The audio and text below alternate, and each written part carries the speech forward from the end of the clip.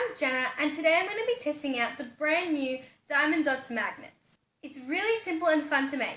Here's what you get in the kit. You get the Diamond Dotz magnet, Diamond Dots themselves, the tray to hold the Diamond Dots, a stylus and a soft grip, and some wax. Here's how you do it. First, grab some wax, grab your stylus, and put some wax into the stylus. This will help the Diamond Dots stick. Next, peel back the clear film, grab a Diamond Dot from the tray, and place it onto the sticky surface. So simple.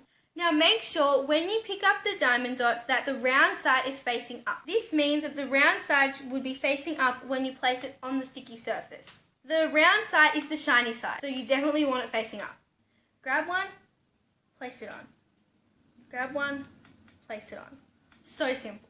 Here's one that I finished earlier, and I'm so excited because now that I've finished it, I can stick it on any metal surface and show it off to all my friends. Ta-da!